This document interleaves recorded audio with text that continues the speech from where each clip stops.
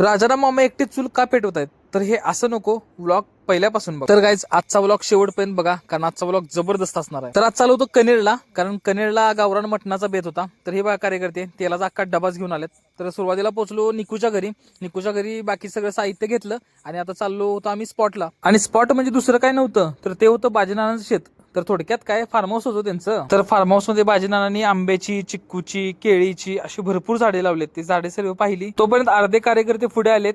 तर ते मटनला मॅरिनेट करत होते. त्यांचं काम चालू होतं. नानाने आपला कांदा कट करून ठेवला होता. तर लोकांच्या गप्पा गोष्टी चालू होत्या. सोबत मॅडी आपले व्लॉग शूट करतच होता. मटन मसाला लावून मटन मॅरिनेट साठी ठेवलं होतं. तर इथं राजाराम मामानी चूल पेटवायचे काम त्यांच्या हाती घेतलं होतं. बाकी लोक आपापली कामं करत होती. तर तेवढ्यात म्हटलं विहीर तरी बघू. आणि विहीर भरपूर मोठी होती आणि विहिरी शेजारीची केळीची बाग आहे नानांची. बागेला केळी नव्हत्या, तर त्यामुळे बाग वाचली. नाहीतर आज नानांच्या बागेचा कार्यक्रम फिक्सच होता. विहीर वगैरे पाहून आलो. तर तेवढ्यात नानांनी चूल अगदी पेटवली होती आणि जाळ पण देखील चांगला लागला होता. तर आता बारी होती मटनला शिजत घालायची. तर इकडे मॅडीने तेल वगैरे वटलं होतं पातेल्यात आणि आता आमचा मास्टर कुक लागला होता तयारीला. मस्तपैकी कांदा वगैरे मस्तपैकी फोडणी दिली.